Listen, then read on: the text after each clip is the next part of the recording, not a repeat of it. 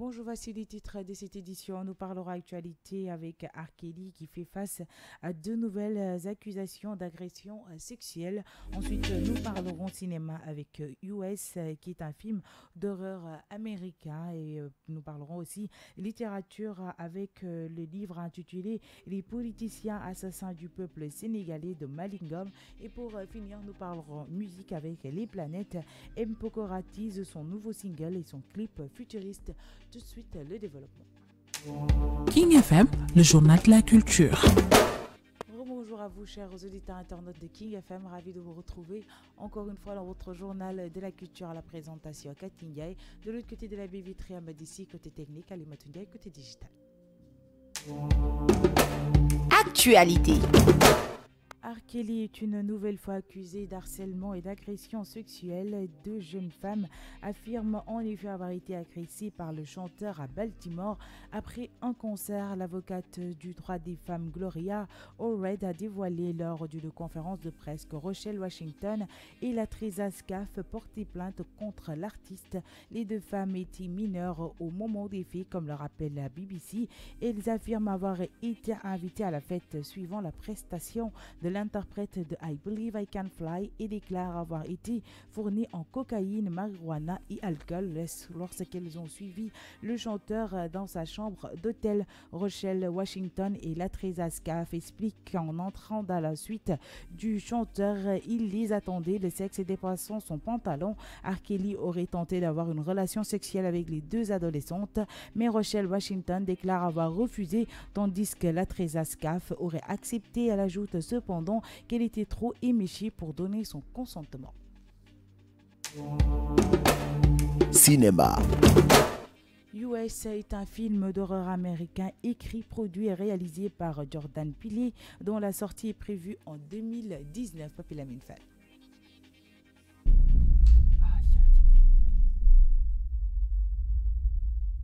Des parents emmènent leurs enfants dans leur maison secondaire près d'une plage afin de se détendre et de se déconnecter. Des amis les rejoignent. Au fur et à mesure que la nuit arrive, la sérénité se transforme en tension. Lorsque des invités qui n'étaient pas prévus se joignent au groupe, l'agitation palpable dégénère en chaos. En février 2018, Jordan Peele révèle dans une interview qu'il a écrit un film qu'il va réaliser et tourner pour Universal Pictures dans le courant de l'année. Le titre du film, US, est révélé en mai 2018. En mai 2018, Lupita Nyong'o, Winston Duke et Elizabeth Moss sont annoncés dans les rôles principaux. En juillet 2018, ils sont rejoints par Tim Heidecker, Yahya Abdul-Mateen et Anna Diop. En septembre 2018, Duke Nicholson, petit-fils de Jack Nicholson, décroche son premier rôle. Le tournage débute le 30 juillet 2018 à Santa Cruz et à Los Angeles en Californie et s'achève le 8 octobre 2018. Le film est réalisé par Jordan Peele et le budget du film s'élève à 24,6 millions de dollars. La date de sortie aux États-Unis, le 15 mars 2019, en Belgique, en France et en Afrique, le 20 mars 2019. Un cœur bordélique,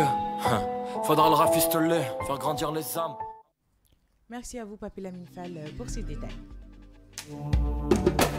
Littérature. Diplômé en relations internationales, sciences politiques, communication, etc., Malingom a publié lundi 18 février, en pleine campagne électorale, un livre intitulé Les politiciens assassins du peuple sénégalais, un livre qui parle de la politique sénégalaise datant de 1980 à 2018, dont la préface a été écrite par sa femme. Les politiciens assassins du peuple sénégalais a déjà été publié en France et pour que tout Sénégalais puisse y accéder, il a mis en ligne et gratuitement la version numérique. Pour plus de détails concernant le livre, je vous propose d'écouter Malingom. En France et après les connaissances parce que j'ai été aussi journaliste rédacteur à la Dépêche du Midi, donc souvent voilà, mais on cite pas d'où viennent certaines sources jugées confidentielles, mais cela concerne vraiment la politique sénégalaise, que ce soit au niveau de la diplomatie, l'économie, la crise casamançaise, gambienne, guinéenne, tout ce qui s'est passé ces dernières années et les décisions qui ont été prises sous Abdou Diouf, Abdoulaye Wade et jusqu'à Macky Sall. C'est pour cela qu'on n'a pas voulu trop charger aussi l'ouvrage. On l'a divisé en 3 tomes. La première version en tout cas de ce tome de l'ouvrage va être composée de 120 pages. Donc on avait dit, si on allait regrouper toute la partie étudiée, ça allait faire un bouquin de 500 à 600 pages. Voilà, et ça allait faire trop pour les Sénégalais. Mais aujourd'hui, cet ouvrage, il est inventé en France en version papier dans toutes les bibliothèques de France ou librairies de France et en version numérique aussi sur le net. Mais de notre initiative personnelle en tant que président du mouvement des droits civiques en France, l'ouvrage en version numérique, il y a une partie que j'ai dédicacée pour la population sénégalaise et qui est gratuite pour la population sénégalaise. Sur fichierpdf.fr, on tape voilà, les politiciens assassins du peuple sénégalais, on tombe sur l'ouvrage gratuitement et puis on lit et puis avec des références qui sont vérifiées et vérifiables. Surtout ce qui concerne les médias ici bien sûr, mais après le reste c'est des documents vraiment pour des gens qui étaient dans la politique et qui veulent pas qu'on cite leur nom ou leur prénom. Mais tout le temps quand même on met les références en bas. Voilà, on les met en bas. Ouais, pour l'instant il est bien accueilli. Vraiment, vu le tour des plateaux que je fais depuis que je suis arrivé, ça fait même pas une semaine on va dire que l'ouvrage a été dans la maison d'édition en France. Il doit être publié ce lundi en France. Aujourd'hui, je suis là. Je pense qu'il est bien accueilli par la population parce que la population sénégalaise souhaiterait connaître ce qui s'est passé. Aujourd'hui, on fait des choix sur des hommes politiques, mais qui n'ont jamais changé la société sénégalaise parce que c'était les mêmes hommes qui étaient là depuis l'indépendance. On va citer quelques exemples. Par exemple, Moustapha Niasse, Ousmane Tanor Dieng ont un petit peu été, on va dire, les disciples de Senghor. Et de Senghor à Abdou Diouf, c'est eux qui assurent aujourd'hui la continuité de l'État. Abdou Diouf aujourd'hui qui est revenu au Sénégal a été un disciple de Senghor et il a été aussi président ici au Sénégal. C'est lui qui conseille Macky Sall derrière, même si le président de la République, bon c'est son conseiller, il n'a pas à se justifier. Mais vous comprenez un peu la gravité de la situation actuelle, c'est que c'est des politiques qu'on avait reniées en 2000 et aujourd'hui on se retrouve sur les mêmes politiques. C'est ce qui fait que tous ces hommes qui nous dirigent, s'ils avaient eu la volonté de changer la société sénégalaise, je pense qu'ils les auront fait depuis très longtemps, mais malheureusement là aujourd'hui c'est juste la conquête du pouvoir qui les intéresse. Ça m'a pris 6 mois quand même, mais plus, parce que j'ai commencé à écrire l'ouvrage et jusqu'au mois de décembre il y a eu l'événement des gilets jaunes en France. Du coup j'ai dû faire une pause par rapport à cet ouvrage et puis j'ai écrit l'ouvrage sur les gilets jaunes qui est le premier en France d'ailleurs, je le cite. Ça s'appelle Le Père Noël s'habille en gilet jaune. Il a été publié le 21 décembre en France, donc c'est ça qui m'a un petit peu retardé. Mais quand on a beaucoup de données de 1960 jusqu'en 2018-2019, ça fait beaucoup. Donc j'ai trié, retrié jusqu'à tomber sur une période qui me semblait vraiment importante pour les Sénégalais et je l'ai mis en avant. Mais surtout ce qui est important, pourquoi cette période de publication, c'est pour que les Sénégalais choisissent dimanche prochain le meilleur candidat qui serait apte à diriger ce pays. Je ne vais pas formuler d'avis, mais je laisse les lecteurs juger par eux-mêmes les politiques économiques, sociales et publiques qui ont été réalisées par ces hommes et la politique diplomatique aussi qui a été réalisée par ces hommes qui nous dirigent depuis l'indépendance. Est-ce qu'elles ont été bénéfiques pour le peuple sénégalais? C'est la question qu'il faut se demander. De mon avis personnel, je ne peux pas formuler un avis en tant que chercheur et penseur. Mais c'est au lecteur de bien vraiment choisir le meilleur candidat. Parce que je pense qu'on est fatigué de voir des gens qui dorment dehors, des gens qui ne se soignent pas, des problèmes d'électricité, d'eau pour un pays qui se dit émergent. Je pense qu'il est temps que ça change. J'ai été invité 2 fois à l'université parce qu'ils font ce genre de séances par des étudiants. Mais là, j'avoue, c'est le temps. Parce que c'est pour ça que je me suis dit, ce qu'on va faire, je suis encore au Sénégal. Peut-être jusqu'à dimanche, ça dépend. Mais je me suis dit, bon, là, je vais le mettre en version gratuite. Les Sénégalais, ils sont très intelligents, en fait. Ils sont très intelligents. Je me suis dit, je vais le mettre en version numérique. Là, ils vont le lire. Dès que j'aurai plus de temps, là, on va en discuter de vive voix et les périodes après qui suivent la période actuellement étudiée dans l'ouvrage. Mais ça, c'est prévu, même à SICAP aussi. Mais pour l'instant, je ne vais pas rentrer dans ce cadre politique. Je veux juste éveiller parce que 60% d'une population souffrante qui vit en dessous de la pauvreté, c'est énorme. C'est pour cela, pour l'instant, je ne prends pas parti au niveau de la politique parce que je veux que ça change. Faire attention pour ces élections présidentielles, on entend beaucoup de choses. Mais la seule chose à retenir, vraiment le président de la République va me comprendre, c'est que dans une démocratie qui est fondée sur un multipartisme.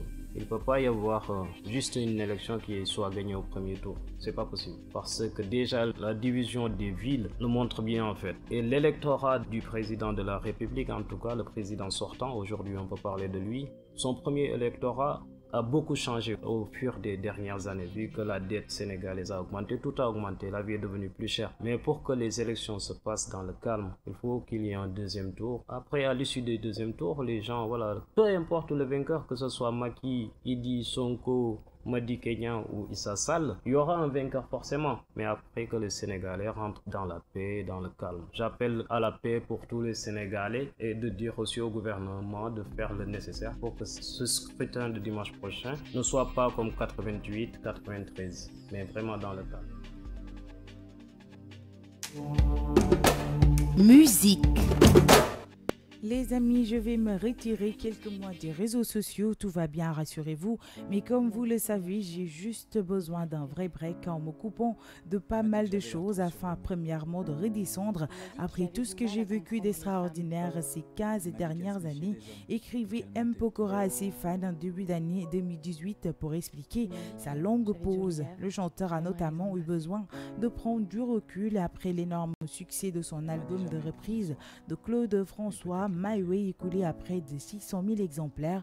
Je l'ai déjà en tête, mais ce ne sera pas pour tout de suite. Honnêtement, il va y avoir un bon laps de temps entre la fin de cette tournée et l'album d'après, confiait-il d'ailleurs dans une interview à Pure Shots à propos de l'album suivant. Le grand jour est arrivé puisqu'M. Pokora tease depuis novembre dernier son retour imminent, d'abord avec les dates de sa tournée Pyramid Tour, dont le coup d'envoi sera donné le 5 octobre 2019 au Zénith de Strasbourg.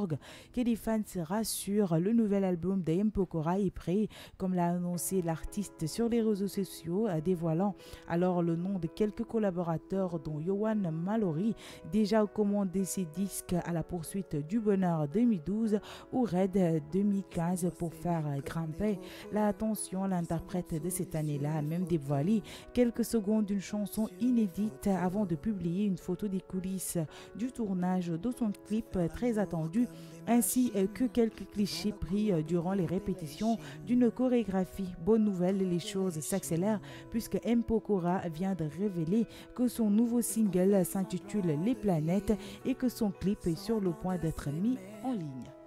Semblant de se suivre, je ne veux plus que le monde tourne autour de toi. Je ne veux plus que le monde tourne autour de toi. Je ne veux plus que le monde tourne autour de toi. Sport.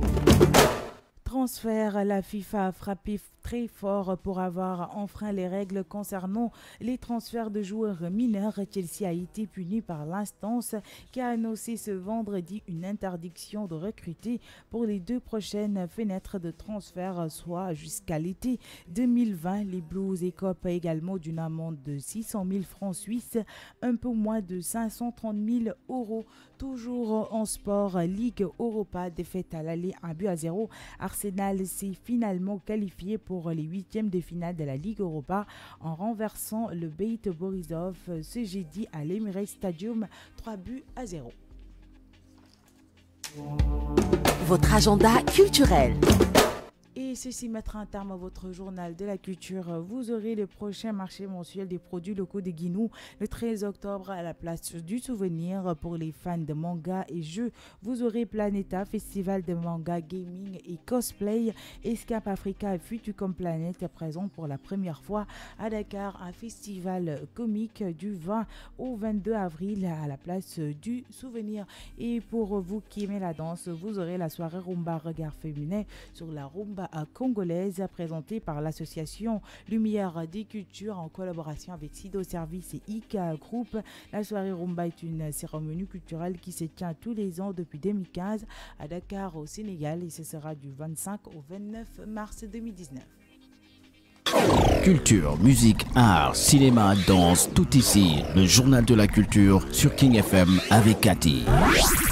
Voilà, Voilà, chers auditeurs internet de King FM, c'est tout pour votre journal de la culture version française. Merci à Medici pour la gestion technique. Merci à Ali Motundiaï pour le digital. Je vous donne rendez-vous à 17h30 pour la version Wolof. C'était le journal de la culture sur King FM.